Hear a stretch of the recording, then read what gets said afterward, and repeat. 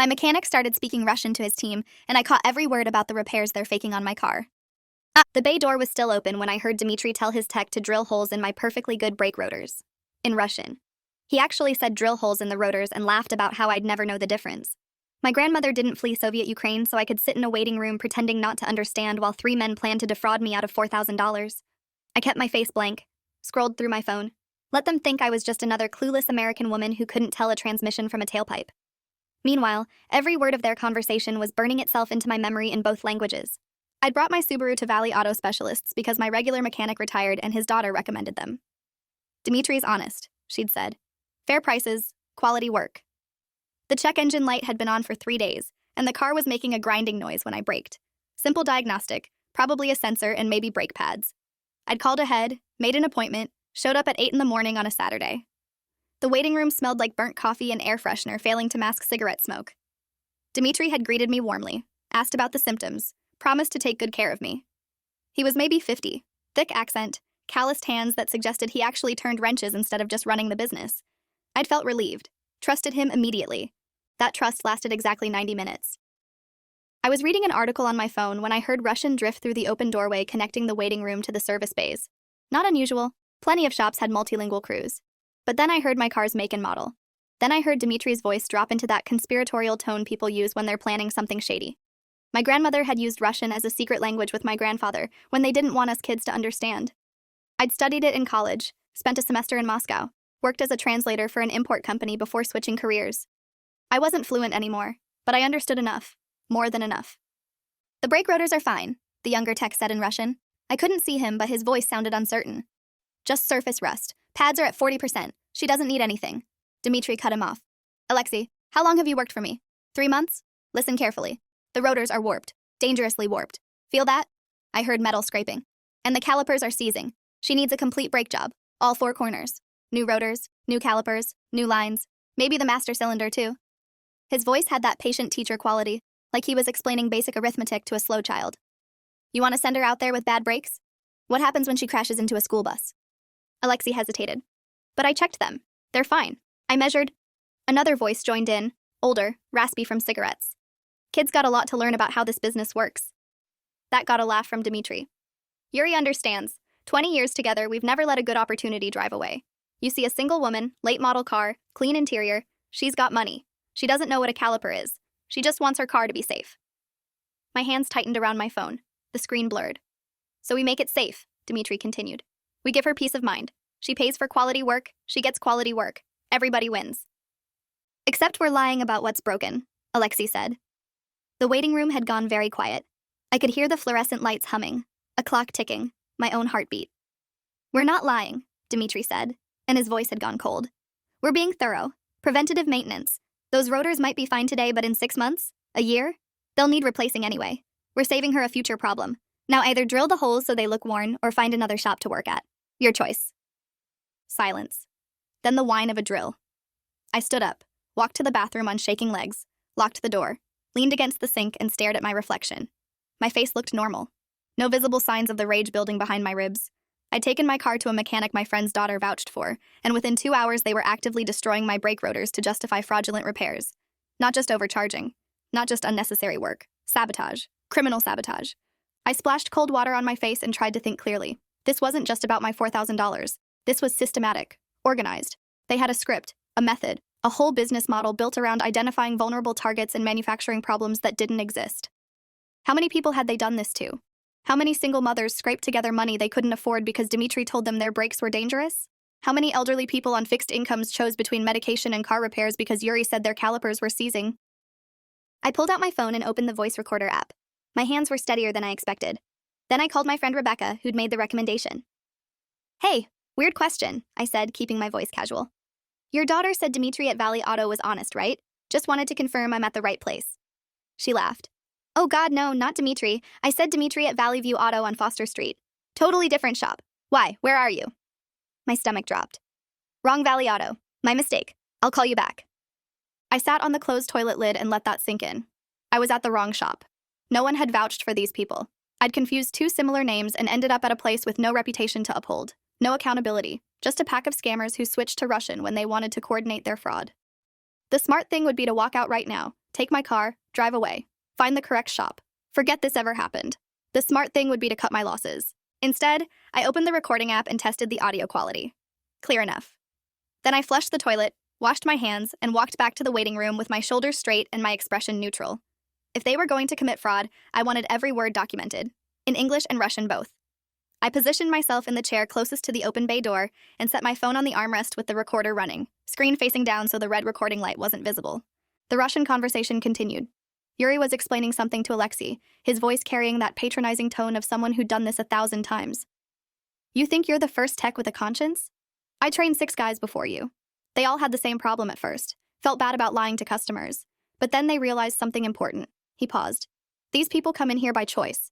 They choose not to learn about their own vehicles. They choose to trust us blindly. That's on them. We're just taking advantage of opportunities they create. But we're creating fake problems, Alexei said. His voice was getting weaker, like he was losing the argument with himself. We're drilling holes in her rotors right now. Dmitry joined in. The rotors will be replaced. She'll get new ones, better than what she has now. So really, we're upgrading her car. She should thank us. That logic was so twisted it almost impressed me. They'd convinced themselves they were providing a service. That fraud was somehow doing the customer a favor because the replacement parts were new. I pulled up my laptop and connected to the shop's public Wi-Fi while they continued their conversation. Started searching for reviews of Valley Auto Specialists. They had a 3.8-star rating on review platforms, which was suspiciously middling. Not great enough to be obviously fake, not bad enough to scare people away. I read through the reviews carefully, taking screenshots of everything. The negative ones followed a pattern. Charged me for repairs I didn't need. Said my transmission was failing, but another shop said it was fine. Pushed unnecessary work, very aggressive. And the responses from the business were always the same defensive script. We stand by our assessments. Our technicians are AC certified. We only recommend necessary repairs. But buried in the positive reviews was something interesting. Several mentioned Dmitry by name, praised his honesty, said he saved them money. I checked the reviewer profiles, all created within the last 6 months. Most had only reviewed this one business. I cross-referenced the names with social media. Half of them didn't exist. The other half were clearly fake accounts, profile pictures pulled from stock photo sites, fake reviews. They were running a sophisticated operation, fake positive reviews to balance out the real negative ones, aggressive upselling masked as safety concerns, multilingual coordination to discuss fraud right in front of customers, and enough real legitimate work mixed in that they could defend themselves if anyone complained. I dug deeper.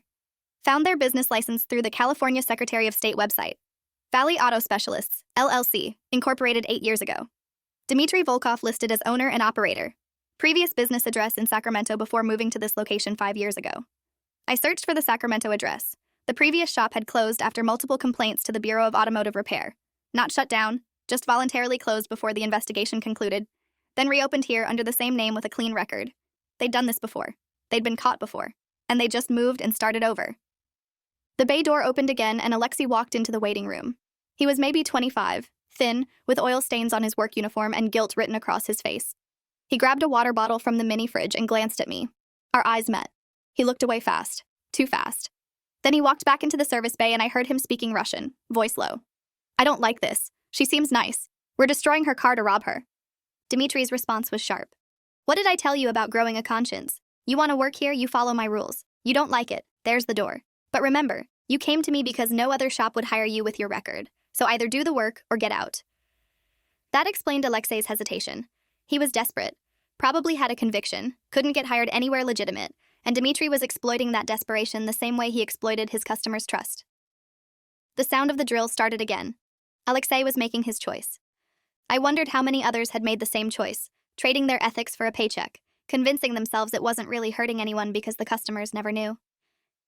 I pulled up my banking app and checked my balance. I had enough to cover the $4,000 if I needed to pay them to keep up the charade, but I wasn't going to let it get that far. Instead, I started making calls. First to the California Bureau of Automotive Repair. I got an automated menu, pressed through 3 layers of options, and finally reached a human being. I need to report a business for fraudulent repair practices, I told the intake representative. Her name was Lisa Thompson, and she sounded tired, like she'd heard this story 100 times and couldn't do anything about 99 of them. What's the nature of the fraud? She asked. I could hear her typing. I'm currently at the shop and I have audio recordings of them discussing in Russian how they're going to damage my car to justify unnecessary repairs. They're drilling holes in my brake rotors right now to make them look worn so they can charge me $4,000 for work I don't need. The typing stopped. You have recordings? Of them discussing this in Russian? And you understand Russian? Her voice had completely changed. Yes, I'm a translator. I understand every word they're saying. And they don't know you understand them? I could hear the excitement creeping into her professional tone. No, they think I'm just another clueless American woman. She put me on hold, came back 90 seconds later. Okay, this is serious. Don't pay them anything. Don't sign anything. We're going to send an investigator immediately. Keep recording everything, but don't let them know you understand Russian. Act normal. Can you do that? My heart was hammering so hard I could feel it in my throat. Yes. How long until someone gets here? She put me on hold again, this time for almost 3 minutes. When she came back, her voice was crisp and professional.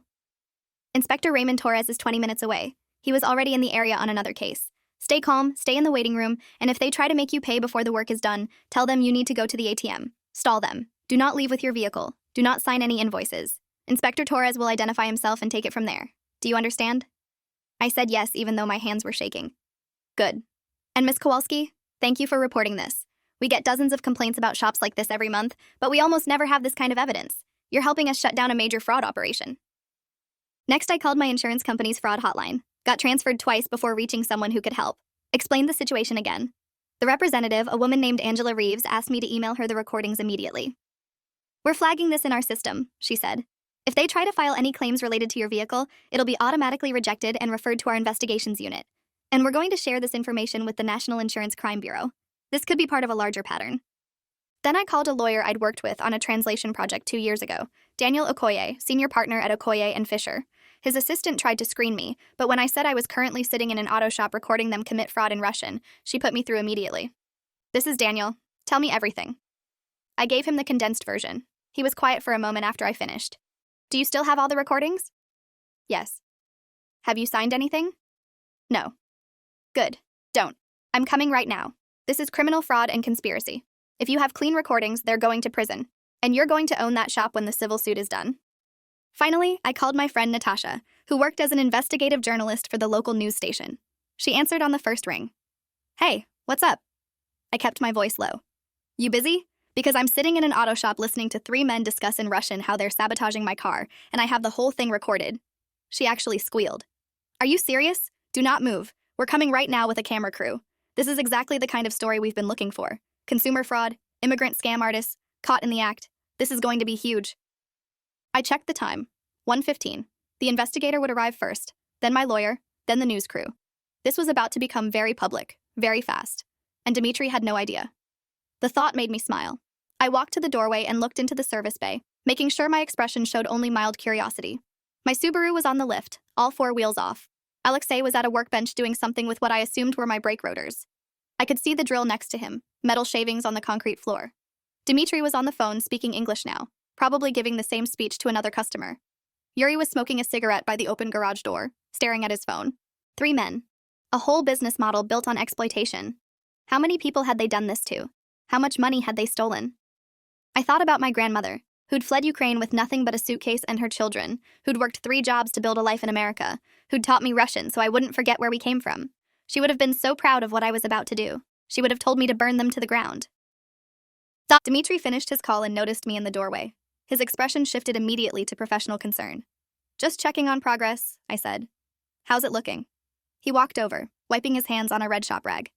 Making good progress. Like I said, the damage was pretty extensive. We're doing the brake job on all 4 corners. Should definitely have you out by 3.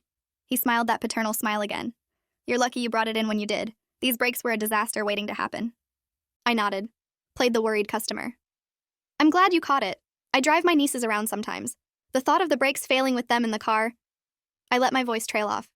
Let him think I was scared. Dmitry put a reassuring hand on my shoulder, and it took everything I had not to flinch away. That's exactly why we're so thorough, he said. Safety first. Always. Your nieces are going to be perfectly safe. The lie came so easily to him, so practiced. I wondered how many times he'd given this exact speech. I went back to the waiting room and he returned to the service bay. I heard him speaking Russian again.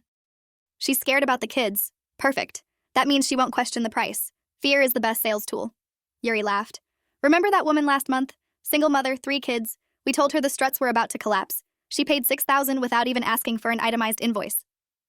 Alexei said something I couldn't quite hear. Dmitry's response was sharp.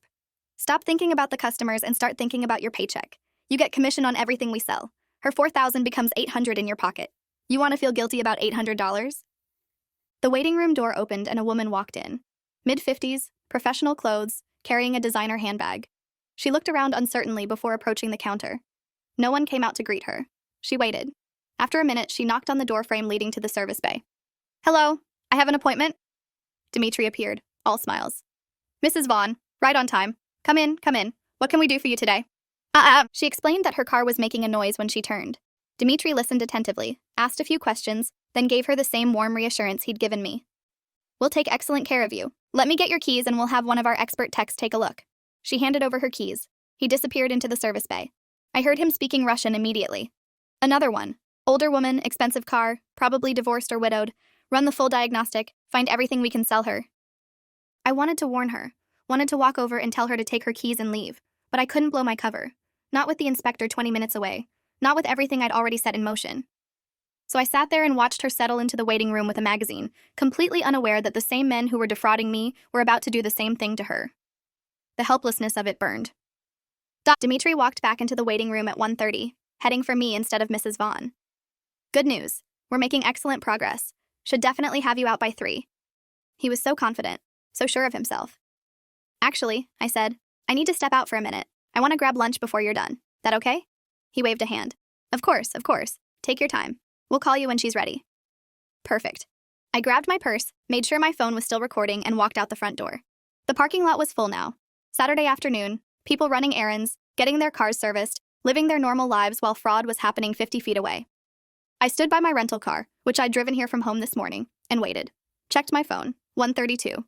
Inspector Torres was supposed to be here by 1:35. I opened my email and forwarded all the recordings to myself, then to Daniel, then to Natasha, then uploaded them to 3 different cloud storage services. If something happened to my phone, the evidence was protected. The Bureau of Automotive Repair inspector pulled up at 1:36 in an unmarked sedan. Raymond Torres was maybe 40, built like someone who actually worked on cars before he became an inspector, and he moved with the deliberate calm of someone who'd done this many times before. I approached him before he reached the shop door. "Inspector Torres, I'm Michelle Kowalski. I called about the fraud." He stopped, looked me over, and nodded once. "Let's talk in my car." We sat in his sedan and I handed him my phone with the recordings queued up. He listened with earbuds for 5 minutes, and his jaw tightened with each passing second. When he looked up, his expression was grim. "How long have they had your car?" he asked. "Since 8 this morning. They quoted me $4,000 for brake work I don't need, and they've been actively damaging my rotors to make the fraud look legitimate." He made a call, spoke quietly into his phone, hung up. "Okay, I'm calling for backup. This is bigger than a single fraud case. We're going to need multiple inspectors and probably police support." He made 3 more calls while I waited. Each time his tone got more serious. Finally, he turned to me. "Here's what's going to happen. I'm going in there to perform a random inspection, which is within my authority. I'm going to examine your vehicle and any others they're currently working on. I'm going to interview the staff. And based on what I find and what you've recorded, I'm going to shut them down pending a full investigation. Do you have somewhere you can wait?" I pointed to the coffee shop across the street. "I'll be there. My lawyer is coming. So is a news crew." Torres actually smiled. "Good. The more documentation, the better. These cases usually come down to he said, she said. This time we have everything." He paused. "One more thing. When this goes public, you're going to get a lot of attention. Are you prepared for that?" I thought about all the people they'd scammed, all the money they'd stolen, all the trust they'd violated. "Yes," I said. "I'm ready." I crossed the street to the coffee shop and ordered a latte I had no intention of drinking. Sat by the window with a clear view of Valley Auto Specialists. Watched Torres walk inside with a clipboard and an official demeanor. Through the glass, I could see Dimitri's expression change from welcoming to wary when Torres showed his credentials. The body language shifted. Dimitri's shoulders went back, defensive. Torres said something and Dimitri responded, gesturing toward the service bays. This was happening, really happening. My lawyer arrived at 2:05. Daniel Okoye showed up in a black Mercedes and a suit that cost more than my brake job. He slid into the seat across from me and I handed him my laptop with all the recordings, screenshots of the fake reviews, the business license information, everything. He spent 15 minutes reviewing it all, occasionally making notes on his phone. "This is incredible," he said finally. "We have them on fraud, conspiracy, potentially racketeering if we can prove a pattern. And the fact that they explicitly targeted you as a woman, there's a civil rights component here. We're going to destroy them." He said it with the calm certainty of someone who'd never lost a case he believed in. "The criminal case is the Bureau's problem," he continued. "Our job is the civil suit. We're going for everything. The business assets, their personal assets, punitive damages for the fraud, emotional distress, civil rights violations. And we're going to file a class action on behalf of every other customer they defrauded. You're going to be the lead plaintiff." He leaned back. Are you ready for this to take over your life for the next year? Court dates, depositions, media attention, cross-examination? Because that's what you're signing up for. I watched through the window as Torres emerged from the service bay with Dimitri following him, arguing. Yes, I said. I'm ready. Daniel smiled. It wasn't a friendly smile. It was the smile of a predator who'd just spotted wounded prey. Good. Because we're not just going after them. We're going after everyone who enabled this. Their insurance company for not catching the pattern. The review platforms for not removing obvious fake reviews. Anyone who knew and did nothing. By the time we're done, this is going to be a landmark case. The news van arrived at 2:30. Natasha jumped out with her cameraman and a correspondent I recognized from the evening news. They set up across the street from the shop, filming exterior shots, getting B-roll of customers walking in and out unaware. Natasha crossed to the coffee shop and slid into the booth. Okay, tell me everything from the beginning. Don't leave anything out. I walked her through the entire story while her cameraman filmed. The wrong shop, the Russian conversation, the drilling of my rotors, the recordings, the investigator. She was practically vibrating with excitement. This is perfect, she said. Local shop defrauding customers, caught by a woman who spoke their language. Immigrant scam artists exploiting people's trust. The inspector showing up. This is going to run tonight at 6 and I guarantee it goes national by Monday. She paused. Are you okay with being the face of this story? Because you will be. Your name, your face, probably your personal history. It's going to be everywhere. I thought about Mrs. Vaughn sitting in that waiting room, about to be scammed the same way I almost was, about all the people who'd already paid. Yes, let's burn it down. We went over the story 3 more times to make sure she had every detail right. Daniel sat in on the interviews, occasionally interjecting legal context. Natasha's correspondent did a practice stand-up in front of the shop. Everything was choreographed, professional, devastating. At 2:55, I saw movement through the shop windows. Multiple people in official-looking jackets. Torres had called in backup. At 3 o'clock exactly, 2 police cruisers pulled into the parking lot. No lights, no sirens, just a quiet arrival that suggested this was planned. Torres emerged from the shop first. His expression was grim. Behind him came 4 more inspectors I hadn't seen arrive, each carrying boxes of documents. Then the police. Then Dimitri, Yuri, and Alexei in handcuffs. Dimitri was screaming. First in English about his rights, about illegal searches, about harassment, then in Russian when he got too angry to maintain the language barrier. He called Torres a fascist, called me a whore though he didn't know yet that I was the one who'd reported him, called the system corrupt. Yuri was silent, head down, resigned. Alexei was crying, shoulders shaking, looking younger than 25. The camera crew captured everything. Natasha was doing a live stand-up in front of the shop while police taped off the service bays. We're here at Valley Auto Specialists where state investigators have just arrested 3 men on charges of systematic fraud and conspiracy. Our sources indicate this case involves hundreds of victims and potentially millions of dollars in fraudulent repairs over a 5-year period. The break in the case came from an unlikely source, a customer who understood the language the suspects didn't think she spoke. Torres crossed the street to the coffee shop, sat down at our table. He looked exhausted. Your rotors were fine, he said without preamble. Not even surface rust. They drilled 6 holes in them to create the appearance of wear. The calipers were functioning perfectly. They sprayed them with a chemical compound to make them look like they were seizing. The brake pads were at 41%, exactly what the kid said. You didn't need anything except the sensor repair, which is a $30 part and 15 minutes of labor. He slid a business card across the table. We're going to need your full cooperation for the criminal case. Your recordings are evidence now. We'll need official copies, witness statements, probably testimony at trial. And I'm going to recommend you talk to an attorney about a civil suit. I gestured to Daniel. Already on it. Torres nodded. Good, because this isn't just about you. We pulled their records. They've been running this scam for at least 5 years at this location. Before that, they operated under the same name in Sacramento, until complaints got too heavy and they relocated.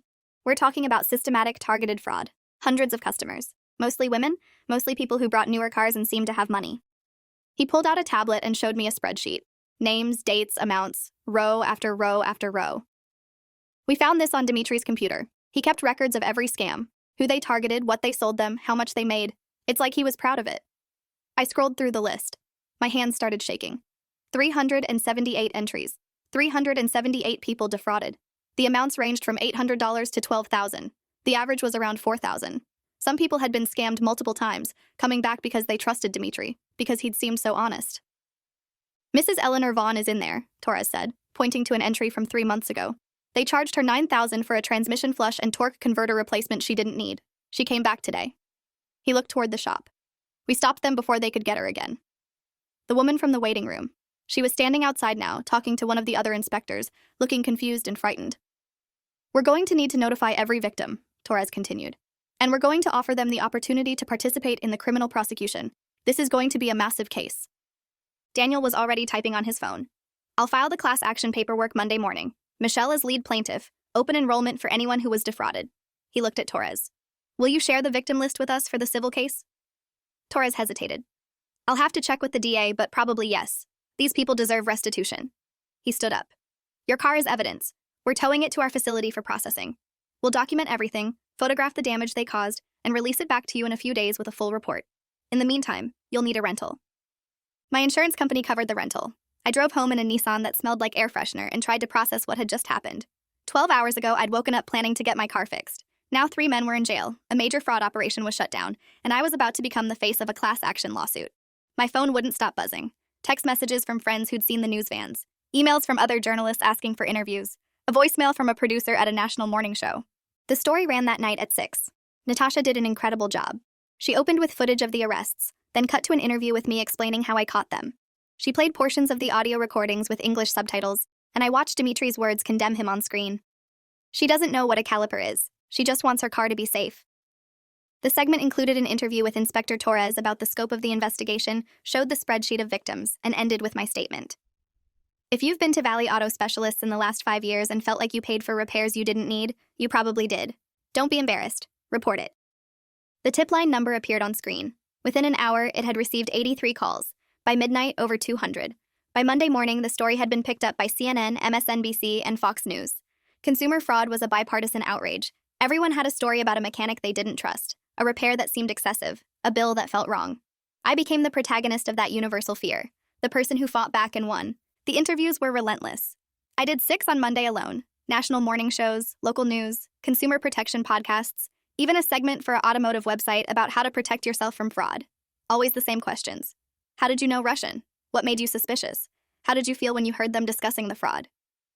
I had my answers down to a script. My grandmother.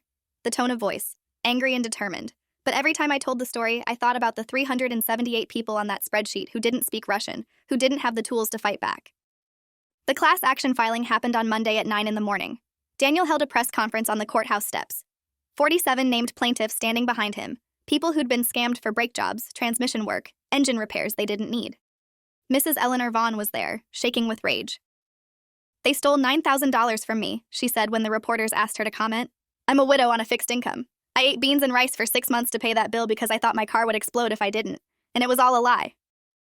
A man named Gregory Tran talked about how they'd charged him $8,000 for a timing belt replacement on a car that didn't have a timing belt. It had a timing chain that doesn't require replacement. A young woman named Keisha Morgan described bringing her car in for an oil change and leaving with a $3,500 bill for a coolant system overhaul she didn't need. Story after story, pattern after pattern. The journalists ate it up. This wasn't just a local fraud case. This was a systematic exploitation of trust, a betrayal of the basic social contract that when you pay someone to fix your car, they actually fix what's broken. The discovery process started immediately. Daniel filed subpoenas for all of Valley Auto Specialists' financial records, customer files, employee records, security camera footage, everything. Dimitri's lawyer tried to fight it. The judge shut them down in about 90 seconds. Your clients are facing criminal charges for systematic fraud, and you want to prevent the victims from seeing the evidence of that fraud? Motion denied. Provide everything the plaintiffs are requesting within 7 days or I'll hold you in contempt. The financial records told a story.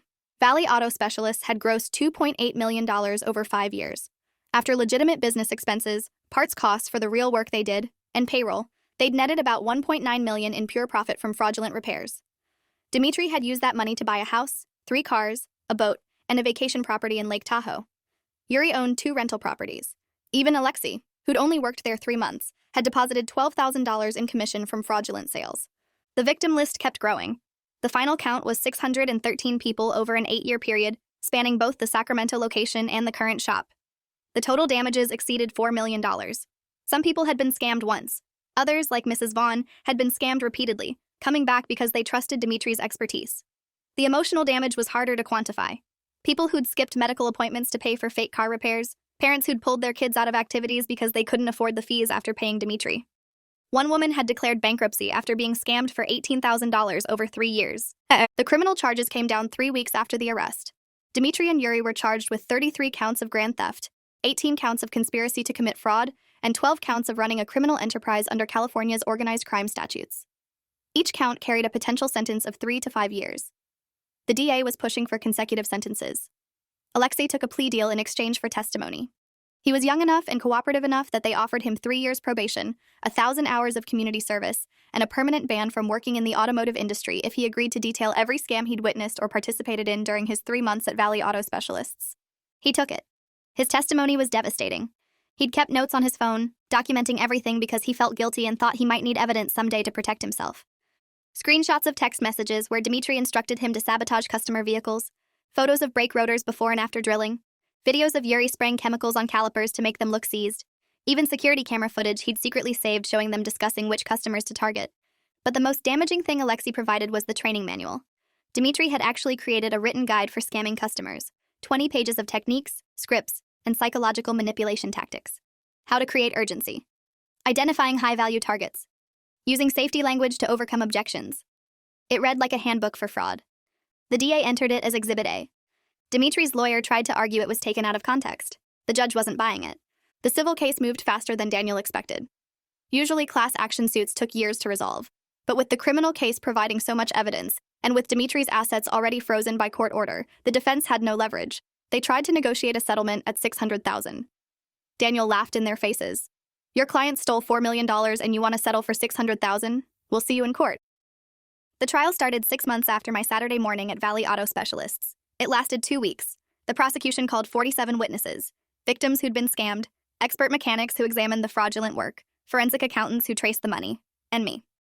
I testified for 6 hours over 2 days, walking the jury through exactly what I'd heard and recorded. The audio played in court with professional translations projected on screens.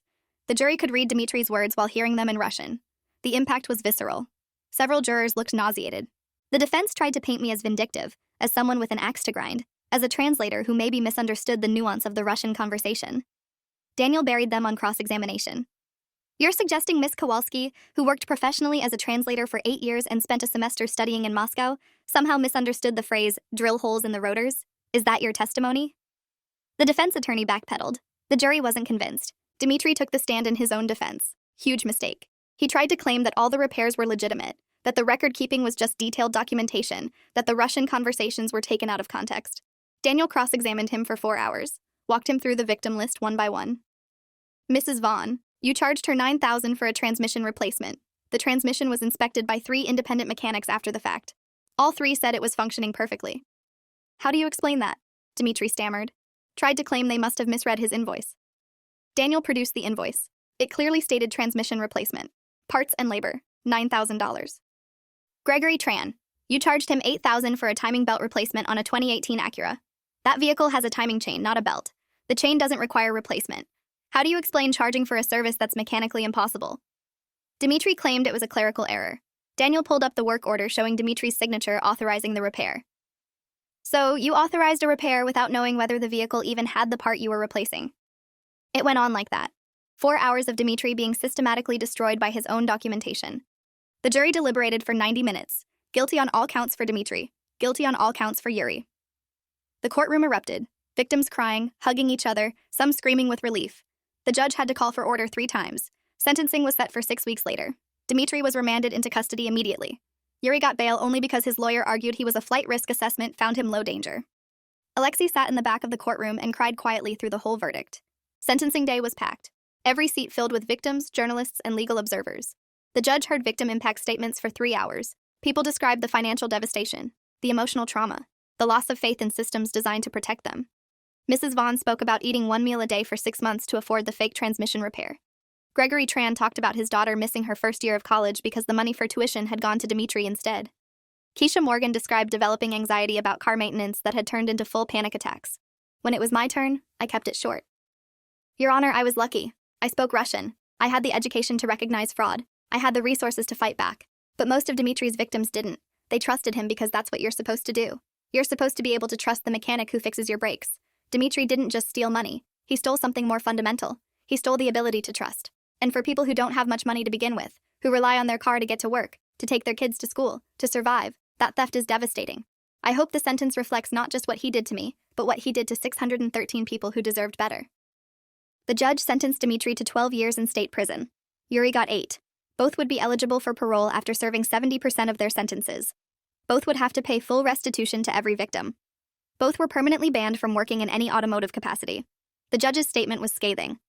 You ran a criminal enterprise designed to exploit people's fear and trust. You targeted vulnerable populations. You kept detailed records of your crimes as if they were accomplishments. You showed no remorse even when confronted with the harm you caused. This court finds your conduct particularly egregious because you didn't steal from strangers. You stole from people who came to you for help. The civil judgment came through 2 months later. $4.2 million in compensatory damages plus $2 million in punitive damages. The compensatory amount was divided among all verified victims based on how much they'd been defrauded. Most people got between $3,000 and $11,000. Mrs. Vaughn got $18,000, which represented her $9,000 scam plus $9,000 in punitive damages for emotional distress. I got $150,000 for being the lead plaintiff and for the emotional distress of discovering the fraud while it was happening. The punitive damages went into a fund for consumer protection education. Daniel worked with several nonprofits to create free automotive education programs for low-income communities, teaching people basic car maintenance and how to recognize fraud. The programs were offered in 5 languages, including Russian. I thought my grandmother would have appreciated the irony. Valley Auto Specialists closed permanently. The building sat empty for 8 months before being bought by a woman named Joyce Brennan, who'd been one of the class action plaintiffs. She'd been scammed for $6,000 on a fake alternator replacement. She turned the building into an auto repair shop run entirely by women, with a strict policy of explaining every diagnosis in plain language and encouraging customers to get second opinions. She called it Honest Auto. She hired 3 of Dimitri's former victims who'd always wanted to learn the trade but had been scared off by the industry's reputation. Within 6 months, they had a 5-star rating and a 3-week wait for appointments. I got my Subaru back from the Bureau of Automotive Repair with a full forensic report documenting the fraud. The sensor was fixed, which cost the state $30 in 15 minutes. Everything else was untouched and working perfectly. The report included photographs of my drilled rotors, the chemically sprayed calipers, and detailed analysis from 3 independent experts confirming that none of the work Dimitri recommended had been necessary. I kept the report in my glove compartment for 3 years. Sometimes I'd pull it out and read through it when I needed to remind myself that I hadn't overreacted, that the fraud had been real. I drove that Subaru for 5 more years before trading it in. Every time I hit the brakes, I thought about that Saturday morning, sitting in a waiting room, listening to 3 men destroy my property while laughing about how I'd never know. But I did know. My grandmother made sure I knew Russian. My education made sure I knew my rights. And my refusal to be a victim made sure they faced consequences. The case became famous in legal circles. It was cited in 3 other automotive fraud cases across California. Law schools used it as a teaching example about consumer protection and the importance of documentation. Journalism programs studied Natasha's coverage as an example of ethical investigative reporting. Inspector Torres got a promotion to senior investigator and now trains other inspectors on how to recognize systematic fraud patterns. Natasha won a regional Emmy for her coverage and got offered a position at a national network, though she turned it down to stay local. Daniel added the case to his firm's website as a featured victory. He still calls me twice a year to ask if I've encountered any other fraud he can prosecute. "You're my favorite client," he says. "You handed me a case so airtight we couldn't lose if we tried." I donated half my settlement to organizations that provide free legal services to low-income consumers, kept the other half for my own sense of justice. The victim support group that formed during the trial still meets monthly. About 30 people show up regularly to share their experiences and support each other through the ongoing trauma of having been systematically defrauded. Mrs. Vaughn leads it. She's become an advocate for consumer protection legislation, testifying at state hearings about the need for stronger oversight of auto repair shops. She's gotten 2 bills passed, one requiring shops to provide video documentation of any major repairs recommended, another creating a state-funded automotive fraud hotline with multilingual support. Alexei completed his community service by teaching free automotive repair classes to women and seniors at the community center. He's good at it. Patient, thorough, genuinely remorseful. He tells every class about his 3 months at Valley Auto Specialists, describes exactly how the fraud worked, shows them what to watch for, what questions to ask, how to protect themselves.